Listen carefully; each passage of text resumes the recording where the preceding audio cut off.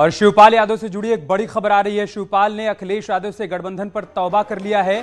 भविष्य में समाजवादी पार्टी से गठबंधन नहीं होगा। पीएसपीएल कोर कमेटी ने बड़ा फैसला लिया है। दूसरे दलों से गठबंधन के रास्ते खुले हुए हैं, लेकिन समाजवादी पार्टी के साथ भविष्य में किसी प्रकार का कोई गठबंधन नहीं होगा। ये फैसला लिया है पीएसपीएल की कोर कमेटी ने। तो कुल मिलाकर शिवपाल यादव ने तौबा कर ली है अखिलेश यादव के साथ भविष्य में गठबंधन करने को लेकर।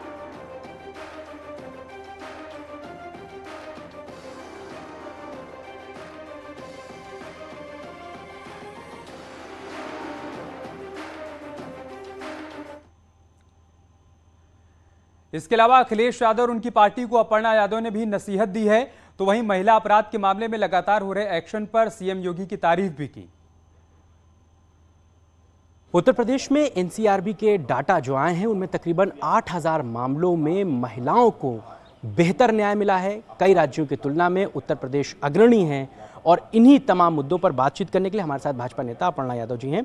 अपर्णा जी, एनसीआरबी के जो डाटा हैं वो ये बताते हैं कि उत्तर प्रदेश में न्याय और खासकर महिलाओं को न्याय सबसे त्वरित मिल रहा है। 8000 मामलों का एग्जाम्पल दिया गया है। बहुत बड़ी बात है, बहुत खुशी की बात है, बड़े गर्व का विषय है ये। उत्तर प्रदेश के नागरिक के तौर पर, एक महिला होने के नाते मैं भारतीय जनता पार्टी के केंद्रीय नेतृत्व एवं राज्य के नेतृत्व को बहुत दिल से धन्यवाद देना चाहती हूँ कि महिलाओं के मुद्दे पर, महिलाओं की जो आपराधिक मामले जो दर्ज किए गए थे उन पे जो है बहुत अच्छी तौर पे कार्रवाई हुई और एनसीआरबी इस चीज़ को पेश कर रहा है। ये और भी हर्ष का विषय है। हालांकि इस मामले को लेकर के समाजवादी पार्टी लगातार जो है वो एग्रेसिव रही है और सरकार पर ट्वीट से लेकर के और उनके बड़े नेताओं तक के बयान आते रहे। एनसीआरबी कोई जो है भारतीय जनता पार्टी की स्टेट एजेंसी नहीं है, कोई एजेंसी नहीं है। BJP is a party and NCRB is a national body, national crime record bureau है ये।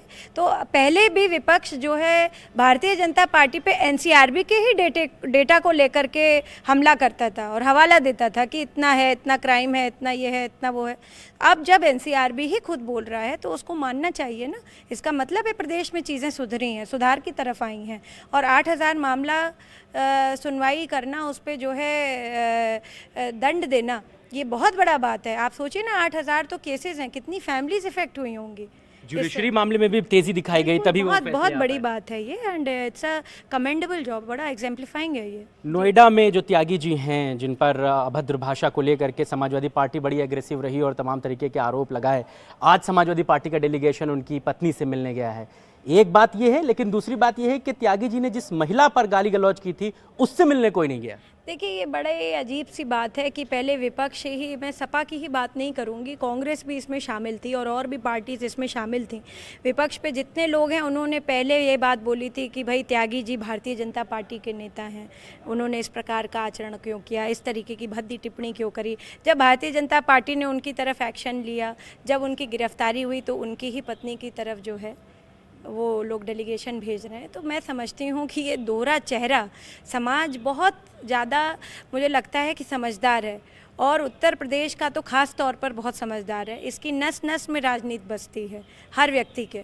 तो मैं समझती हूँ कि बहुत समझदारी के साथ उनको ये बात सोचनी चाहिए थी। आप खुद एक वरिष्ठ पत्रकार हैं, आप खुद ये बात कह रहे हैं कि उस लड़की से कोई नहीं मिलने गया जिस पे ये अभद्र टिप्पणी करी गई, जिसको विक्टिमाइज़ किया गया, जो बहुत ज़्यादा प्रताड़ित हुई, उसको कोई नहीं मिलने गया। और जो आदमी जेल में है, जिसने इतनी मतलब अभद्र टिप्पणी करी, बदतमीज़ी करी उस बच्ची के साथ, उसके तरफ आप जो है इस तरीके का डेलीगेशन भेजे, ये दोहरा चेहरा है, दोहरा मापदंड है।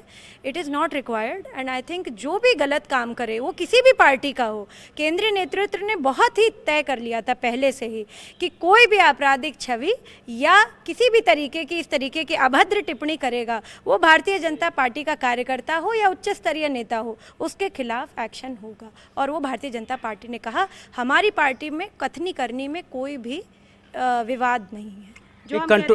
एक कंट्रोवर्सी मदरसों के जांच को लेकर के चल रही है। सरकार ने कहा हम मदरसों का सर्वे कराएंगे, तो ओवैसी ने कहा कि आप हमको सीएनआरसी की तरह देख रहे हैं, सीएनआरसी की तरह मदरसों का सर्वे कराएंगे। मुझे लगता है ओवैसी जी को अपने चश्मे का नंबर सही कराना चाहिए। उनको हर चीज़ एनआरसी और सीएए ही दिखता है। मुझे लगता है कि देखिए, सरकार के अंदर ही मदरसे भी आते हैं। कोई उत्तर प्रदेश जो है, सरकार अगर सर्वे करवाना चाह रही है तो मदरसों में अगर मिड डे मील मिल रहा है, उसका आधुनिकीकरण कराना चाह रही है सरकार, तो इसमें गलत बात क्या है? क्या मुसलमान बच्चों को पढ़ने का अधिकार नहीं है कंप्यूटर?